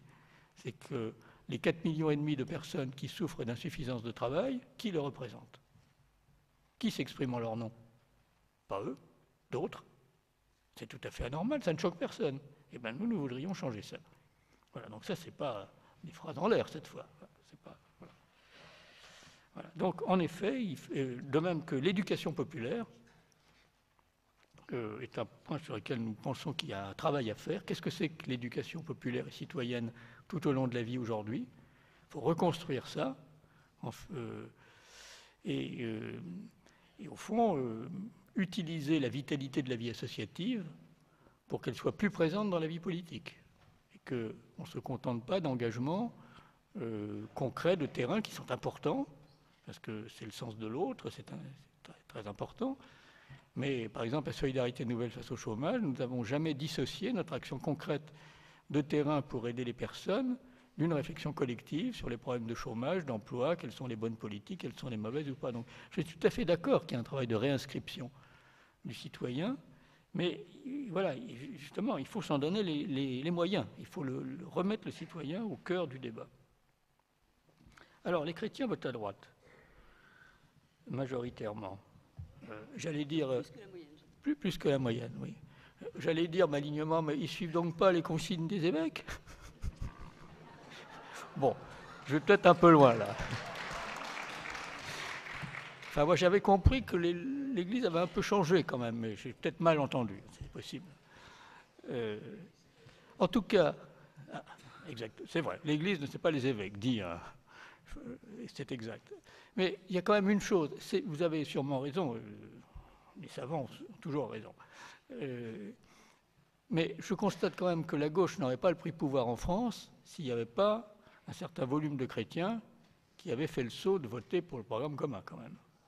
Donc, et s'il y a une alternance qui fonctionne à peu près depuis maintenant 81, c'est précisément parce qu'une partie des chrétiens s'est ralliée au camp de gauche. Donc, ce que vous dites reste vrai, mais c'est déjà moins vrai, me semble-t-il. Vous me direz si vous êtes d'accord ou pas. Peut-être que vous n'êtes pas d'accord. Alors, que veut dire être chrétien aujourd'hui? Nous avons 3/4 d'heure de nouveau pour démarrer là-dessus, mais pour faire une réponse rapide, c'est vrai qu'il y a une zone floue. Alors, il y a une réponse radicale qui est de dire qu'on n'est pas chrétien, on essaie d'être chrétien. C'est Renan, je crois, qui disait qu'en réalité, il n'y avait jamais eu que 2 chrétiens vraiment sérieux dans l'histoire de l'humanité. Il y avait eu Jésus-Christ, ça on peut être d'accord, et saint François d'Assise. Voilà. Le reste, pour Renan, c'était des gens qui essayaient d'être chrétiens. Bon, si on veut une réponse quand même un peu plus claire, pour moi, être chrétien, c'est prendre au sérieux l'Évangile, éventuellement le lire assez régulièrement, et je dirais quand même aller à la messe. Ça peut paraître un peu drôle, mais ça me paraît quand même un point important, ça. Quelqu'un qui se dit chrétien et qui ne va pas une fois par semaine prendre 1 heure, c'est quand même pas le bout du monde, je trouve qu'il y a un problème, quoi. C'est quelqu'un qui est plutôt dans la spiritualité chrétienne, qui a sa place. Je crois qu'il y a une forte spiritualité diffuse dans nos sociétés, dont le christianisme a du mal à s'articuler avec. C'est tout ce que dit Mme Hervieux-Léger. Voilà. Voilà. Alors, quant au pacte civique, quel est son rapport à la... Comment peut-il se réaliser? Bon, c'est une tentative de faire une démarche, mais il n'y a pas que des bonnes intentions, il y a quand même des propositions assez précises. Donc, on verra si le politique suit ou pas, mais il y a quand même des propositions. Alors, on est bien d'accord que la question de la justice est fondamentale. Alors, simplement, je vais faire une petite pique, si vous permettez. Moi, je m'ennuie, je vois, moi qui m'occupe de chômage depuis maintenant longtemps, je vois à quel point ce mot, on n'arrive pas à le dire. On préfère parler de justice. Mais quand j'ai dit que le chômage était inadmissible, est-ce que j'ai fait autre chose que de parler de la justice? Est-ce que ça n'est pas la première injustice? Donc, bon. Alors, cela dit, les 4 valeurs qu'on essaie de décliner dans le pacte civique, c'est les valeurs de créativité pour avoir plus de sens, c'est les valeurs de sobriété pour mieux préserver la planète, et c'est des valeurs de justice pour faire que chacun accède aux droits fondamentaux. Et puis, pour mettre tout ça en place, plus de fraternité et de démocratie. Donc, je crois que la question de la justice est en effet la question centrale aujourd'hui. Comment assurer la justice dans un monde économique, dans un monde où on ne va plus pouvoir attendre autant de l'économique, où il y a beaucoup de dégâts à réparer. Au fond, il y a les dommages de guerre nous avons au fond à solder les dommages de guerre de la crise financière. Voilà. Et donc ça va limiter les possibilités de faire tout à la fois. Ça va nous obliger à hiérarchiser les désirs, et donc effectivement, la question de la justice va être centrale. Nous sommes tout à fait d'accord là-dessus. Et ça va être le vrai débat gauche-droite demain. Comment va-t-on assurer la justice en essayant d'éviter de faire la justice sur le dos des boucs émissaires? Ce qui est la tentation, évidemment, commode, de dire l'injustice, c'est la faute de l'autre. Voilà. Et ça, c'est le problème qu'on va devoir porter dans les mois qui viennent. Je crois qu'on peut maintenant donner la parole à la salle. Tout à fait. On peut louer pour sa patience.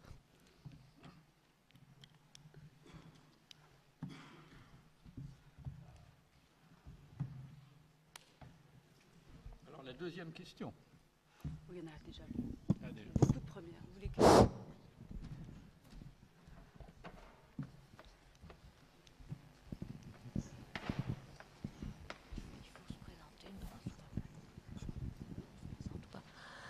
Bonjour, je vous remercie de tout ce qui a été dit. Je voulais intervenir à propos de la nature particulière du christianisme. Vous avez commencé en disant Jésus-Christ a dit payer l'impôt, enfin, etc. Mais il me semble, peut-être que je me trompe, que vous vous êtes référé à l'Évangile comme à un texte à consulter régulièrement. Or, l'Évangile, c'est la parole de Dieu, c'est le Verbe qui s'exprime dans cet Évangile. Donc, le chrétien, il n'est pas là pour aller voir si, pour appliquer dans sa vie ce qui est dit dans l'Évangile, parce qu'à ce moment-là, il frise le fondamentalisme, mais il est là pour en vivre de Jésus-Christ. Par contre, s'il a des textes auxquels se référer, ce sont les textes de l'Église. Par exemple, je pense à Caritas in Veritate, qui est une mine pour le monde politique, aux textes des évêques, etc. Donc, peut-être que je me trompe, mais il me semble que l'Évangile n'était pas présenté dans sa vraie dimension. Et je pense que le grand problème actuel, c'est l'homme, qui est considéré par beaucoup, je pense par la plupart des partis, comme un numéro et pas comme une personne. Donc c'est sur tout cela qu'il faut travailler et tout le reste en découlera.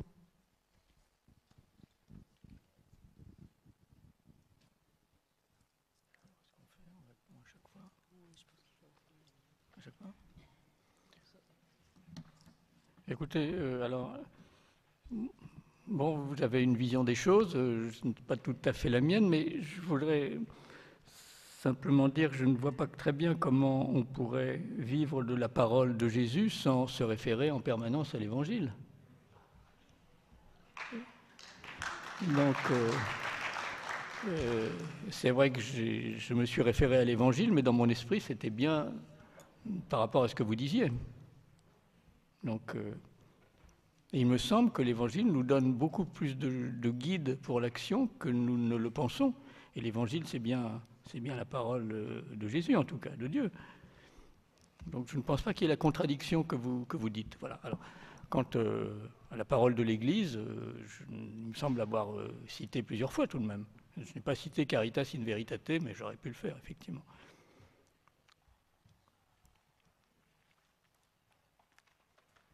Bonsoir. Je vous remercie. La salle est si grande qu'il faut que... Bonsoir, je vous remercie de votre intervention. J'avais une question peut-être extrêmement générale. Pensez-vous qu'il y ait un retour du religieux dans la sphère politique actuellement et comment le caractériser au niveau d'un laps de temps, au niveau d'une temporalité, si c'est le cas? Il faut qu'on réponde à deux là-dessus, parce que là, c'est intéressant d'avoir une réponse de politologue.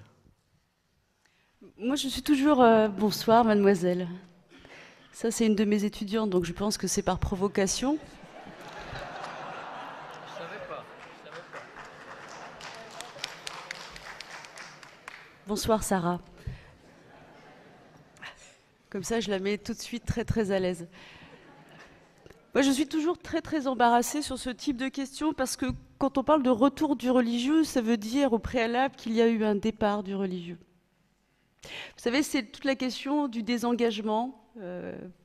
Comme vous êtes formé en sciences politiques, vous savez toujours qu'on parle du désengagement du citoyen. Et en fait, immédiatement après la publication de ce genre d'ouvrage, on se dit « Ah non, on s'est trompé, c'est pas du désengagement, c'est simplement une évolution de l'engagement qui ne s'exprime plus de la même façon. » Donc je vais m'en sortir par une pirouette. Bien évidemment, pour qu'il y ait retour du religieux dans le politique, encore faudrait-il que ce religieux ait disparu, ou en tout cas qu'il y ait eu à un moment donné la volonté des acteurs religieux de ne pas s'intéresser à la question publique. Ce qui est sûr, c'est qu'il y a une modification en fonction des contextes, en fonction des époques, de la manière de s'exprimer dans l'espace public, mais il ne me semble pas qu'il y ait effectivement un retour du religieux. Il y a peut-être une modification de la manière de se dire, de s'exprimer, de se présenter comme croyant, comme chrétien.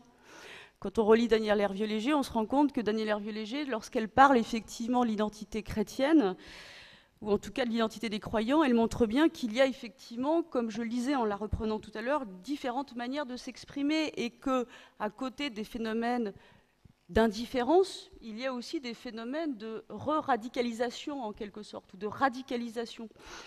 Donc méfions-nous de ces notions de disparition, de réapparition, d'une lecture qui est parfois, me semble-t-il, très discutable, des phénomènes de sécularisation. On nous a annoncé il y a quelques années, moi je me rappelle avoir été très largement formée dans ce contexte-là, qu'il y allait avoir une fin du religieux, comme on a annoncé également une fin de l'histoire. Je pense qu'il faut être très très prudent sur ce type de terminologie. Pirouette de politiste. Oui. Bon, je crois qu'il faut tenir compte de plusieurs facteurs à la fois qui se recoupent. Il y a des couches d'évolution différentes. Il y a d'abord le fait qu'entre l'Église et le monde laïque, les choses se sont beaucoup apaisées. Dans l'ensemble, les laïcs ont fait des concessions importantes d'ailleurs.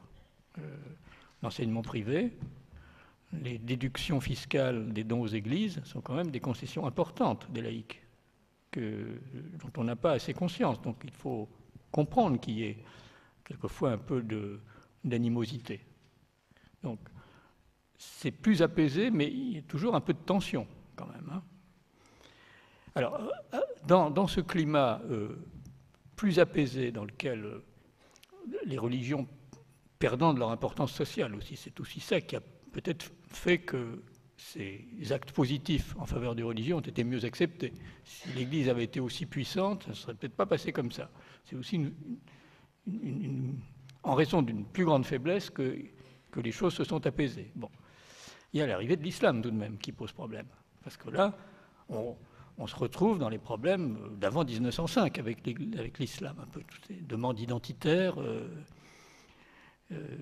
Donc là, il y a bien un retour du religieux au sens où il y a une importante communauté religieuse qui est discriminée sur le plan social assez largement. Hein, le taux de chômage dans les quartiers, c'est souvent lié quand même.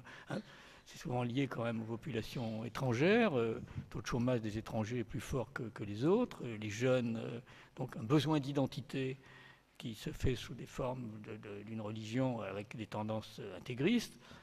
Ce n'est pas l'islam en lui-même, mais le besoin d'identité est tellement fort que la radicalité vient un peu au secours de ce besoin d'identité. Donc ça repose des problèmes. Donc de ce point de vue-là, il y a un retour du religieux. Voilà.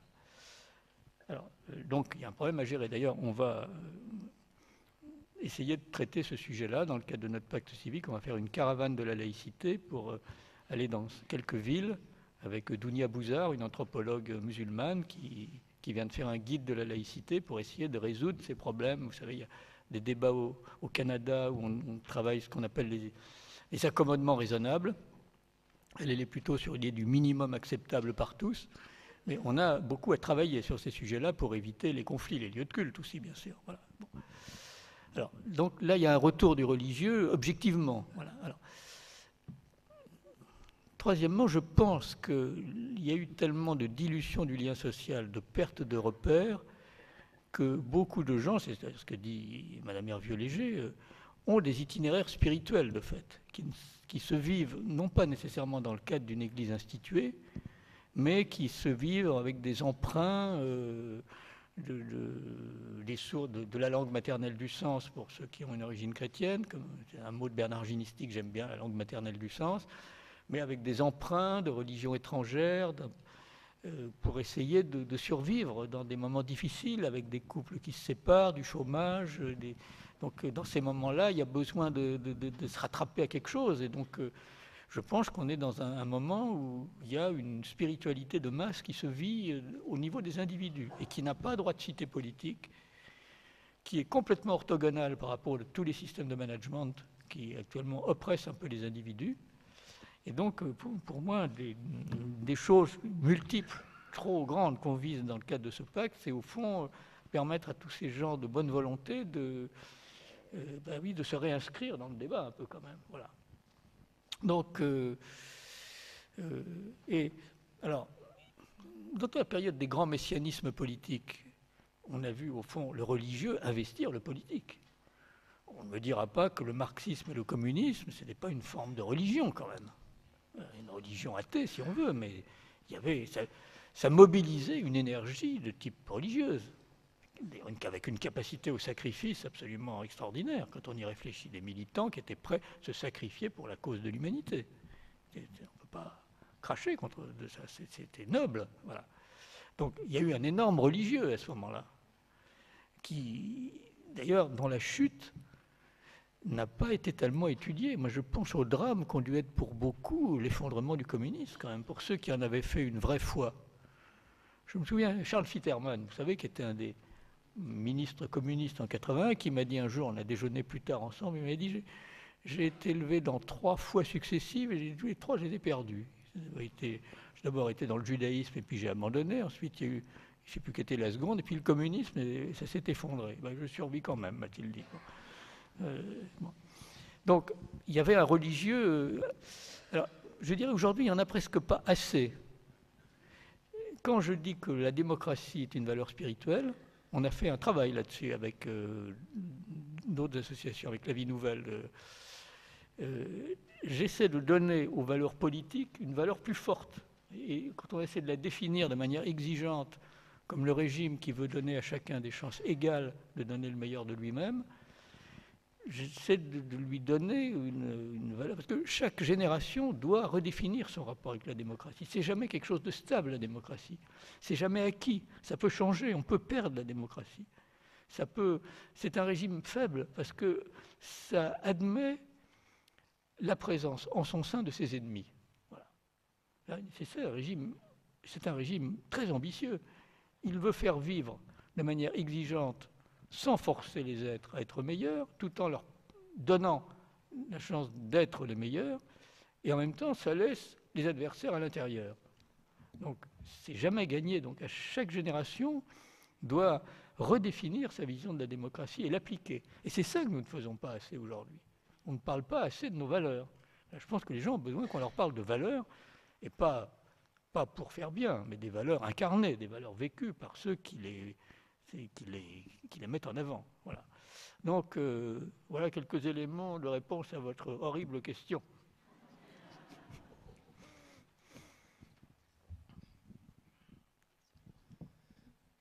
Oui, alors nous avons la chance d'avoir une sociologue.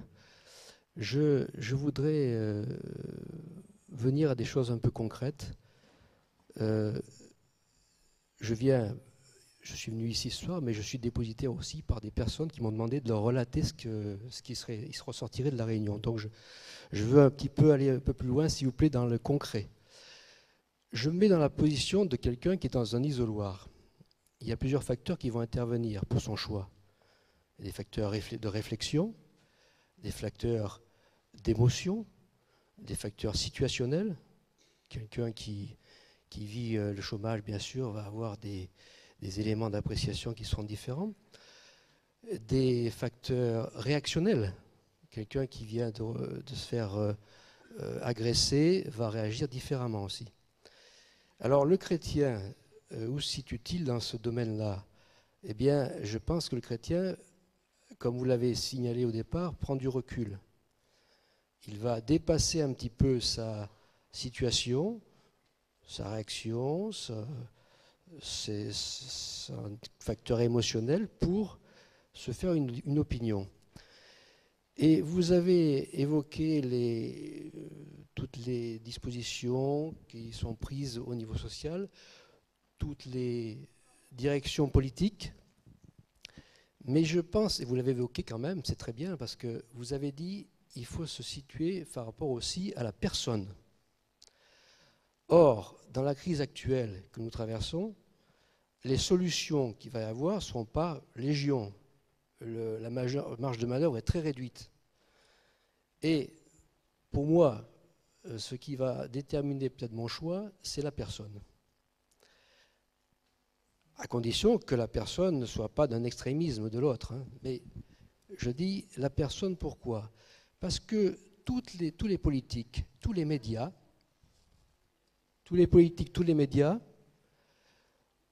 axent leur action, entre parenthèses, et mettent en avant des personnes qui ont des problèmes souvent. On n'arrive pas au sommet d'un parti politique sans avoir des casseroles derrière.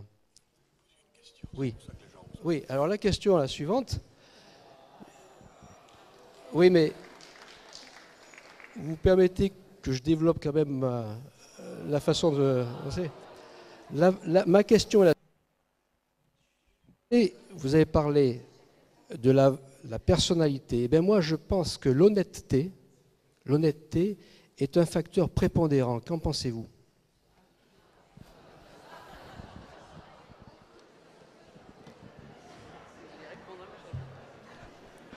C'est pas très difficile de répondre, parce que si je vous réponds que la malhonnêteté me paraît être le critère décisif, vous ne me croirez pas, mais il faudrait définir ce que c'est que l'honnêteté en politique. Non, je crois que le souci de la vérité doit être quelque chose d'important aujourd'hui. Le problème, c'est que la concurrence politique, comme le dit souvent Patrick Vivray, elle pousse un peu vers le moins-disant. Que quelqu'un qui dit aujourd'hui je vais augmenter les impôts, ça va être ma première mesure, ça ne va pas être très bon pour son score électoral. Voilà. Donc on le dit, mais sans trop le dire. Donc, mais personnellement, je pense que dans les périodes de crise comme ça, où les gens sont inquiets, où il y a de la bonne volonté, il y a le désir d'en sortir quand même, je pense. Il y a un besoin d'espérance qui n'est pas tout à fait rempli. Celui qui arrivera, ou celle qui arrivera à dire, écoutez, voilà comment je vois les choses, voilà les efforts que je vais demander, voilà ce qu'on peut légitimement obtenir si on fait les choses comme ça, je pense que ça serait une qualité qu'on pourrait effectivement réclamer. Souci de, je dirais, la vérité. C'est un peu la même chose que l'honnêteté, oui. Enfin, alors l'honnêteté, au moins vous parliez de l'honnêteté financière, ou l'honnêteté par rapport, non, c'est de dire la vérité, c'est de dire les choses.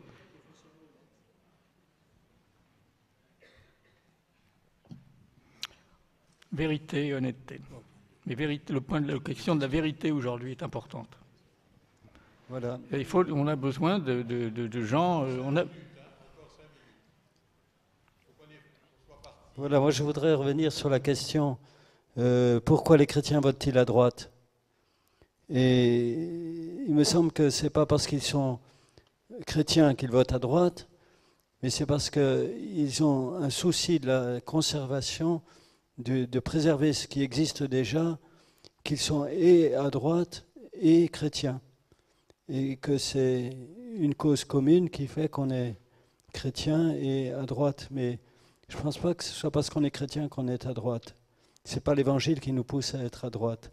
Par contre, il me semble qu'une fois quand on regarde les sondages, il y en a encore un qui est paru il n'y a pas longtemps dans la Croix, on confirme effectivement ça, mais on confirme aussi que les chrétiens sont moins extrémistes, à gauche comme à droite, ils sont moins extrémistes que les autres, les chrétiens pratiquants.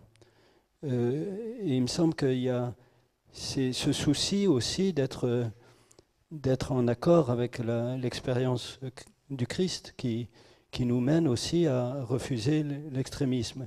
Et il y a un autre élément, me semble-t-il, qui joue dans l'identité chrétienne, c'est aussi le fait que les chrétiens peut-être sont grosso modo plus conservateurs que les autres, j'entends les catholiques pratiquants, mais peut-être aussi sont-ils plus engagés dans l'associatif. Et donc ils ont une place réelle dans le changement social, mais moins par le politique que par la réalité associative.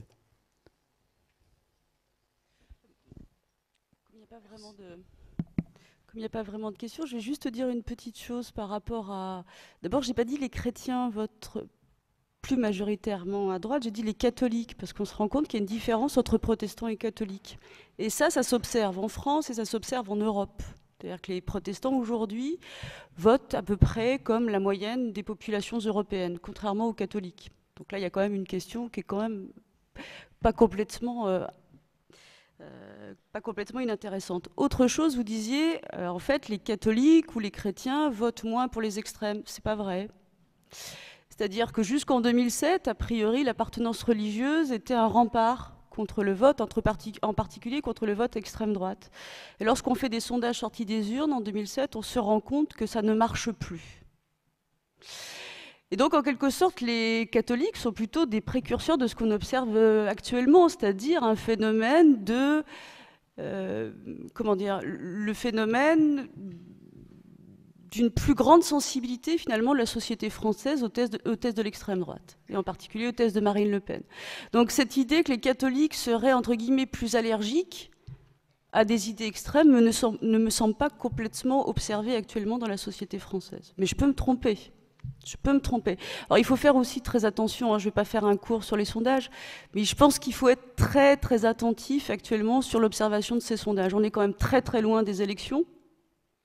On travaille sur des échantillons qui sont soi-disant représentatifs, mais qui, à mon sens, ne le sont pas tout à fait, d'autant plus qu'il y a plus d'un quart de la population qui ne sait non seulement pas pour qui elle va voter, ou qui n'en est pas sûre, et possiblement on interroge des gens qui, de toute façon, n'iront pas voter, et qui se décideront finalement que 24 heures ou une semaine avant le vote. Donc attention à ces sondages, même s'ils sont publiés par la Croix.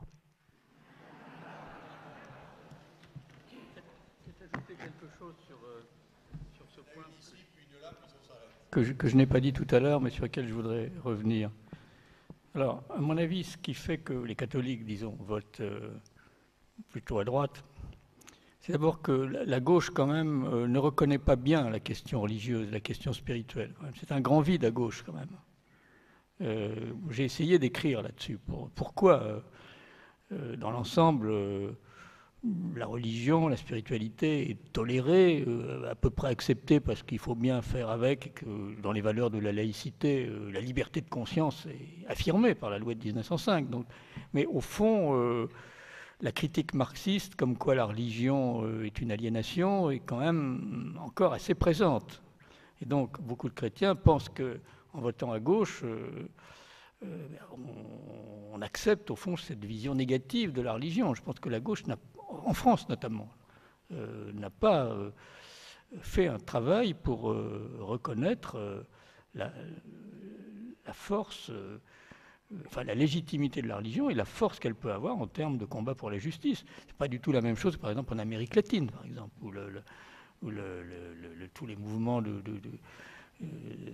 théologie de la libération sont quand même à la pointe il n'y a aucun problème, il n'y a pas les mêmes problèmes que chez nous. Voilà. Donc ça, c'est quand même la gauche est un peu responsable aussi quand même de ça. Je le dis, alors que je suis plutôt de ce camp-là. Bon. Donc voilà. Donc c'est un vrai combat, ça. C'est un vrai combat. Bon.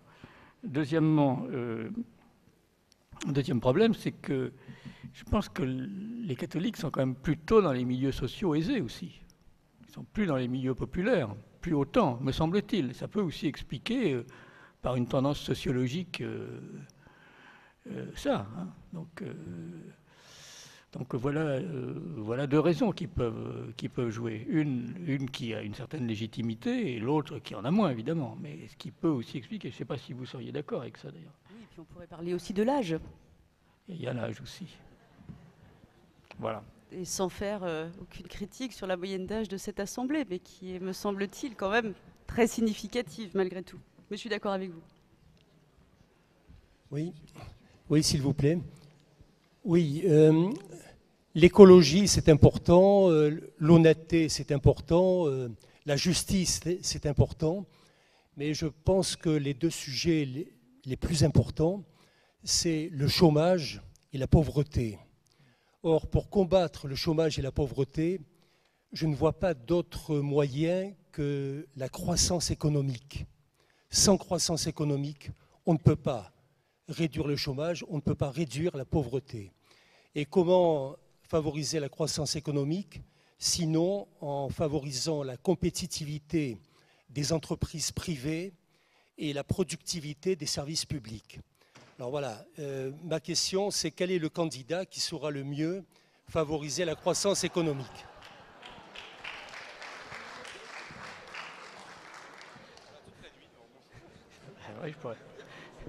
Vous savez bien, c'était Aimé Jacquet, voyons.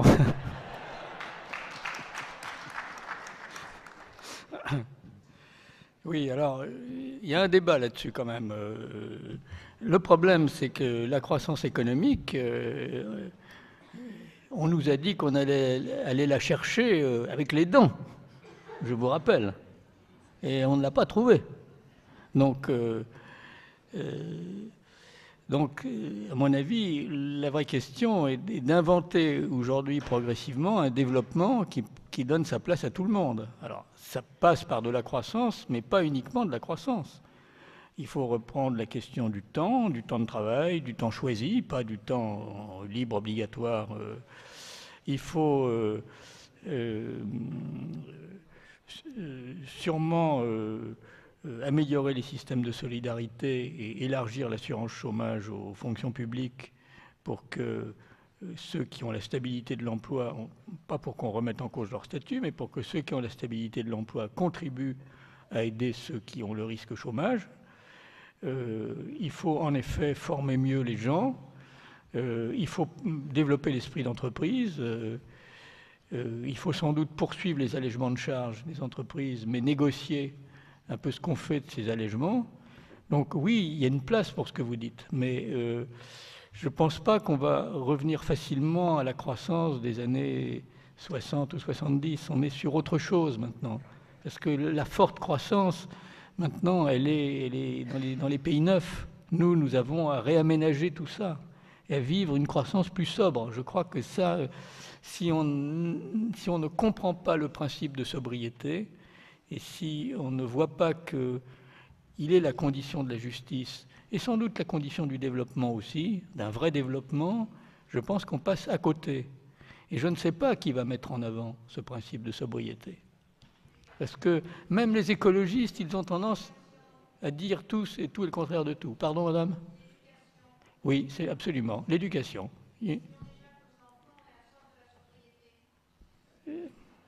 Je souscris. Je souscris parfaitement.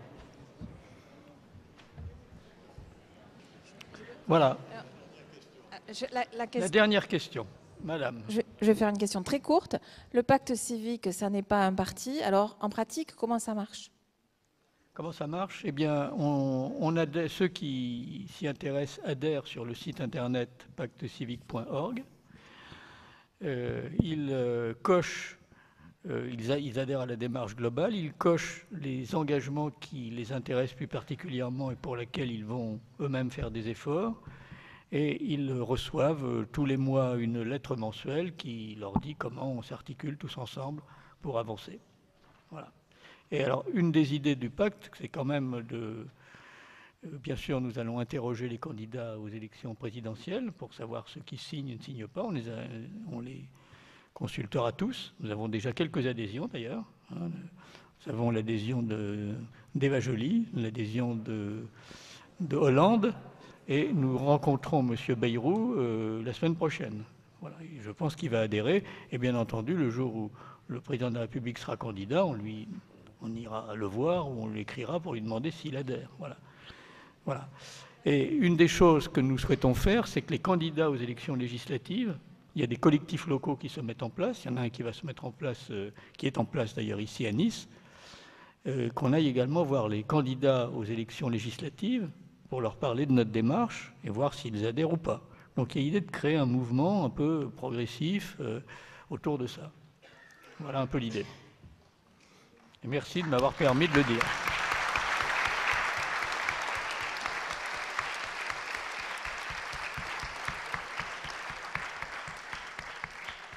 Je ne vais pas me donner le ridicule de tenter une synthèse. Simplement, au nom de Monseigneur Louis Sancalé, notre évêque, je tiens, Christine Pina et Jean-Baptiste de Foucault, à vous dire toute notre gratitude, notre reconnaissance pour nous avoir fait prendre conscience de la pertinence du sujet abordé, du réel besoin, de l'immense besoin que nous avons de nous mettre au clair avec tout en même temps notre foi et nos engagements politiques. Et puis, je m'excuse auprès des plus jeunes, mais aux anciens, je dis que j'ai senti ce soir la présence d'un homme extraordinaire, le père Joseph Galléan, qui a été pendant des années au milieu de nous, celui qui a été attentif. Je pense que de là où il était avec nous ce soir, et il était heureux parce qu'il a beaucoup œuvré dans ce sens-là et il nous manque beaucoup. Nous avons certainement, sinon un vide, du moins un manque à ce niveau-là. Et je crois que je souhaite que ce soir vous ayez réveillé chez nous une vocation, que vous ayez un peu tracé un chemin, placé quelques lumières sur ce chemin et que il y ait parmi nous beaucoup d'hommes et de femmes qui aient ce goût, cette attention et cet engagement pour la vie de tous les jours, pour la politique, pour l'économique, pour le social, pour tout ce qui fait la vie des hommes et des femmes de ce temps, la vie de chacun et chacune d'entre nous. Merci de nous avoir donné envie de marcher, d'avancer. Merci.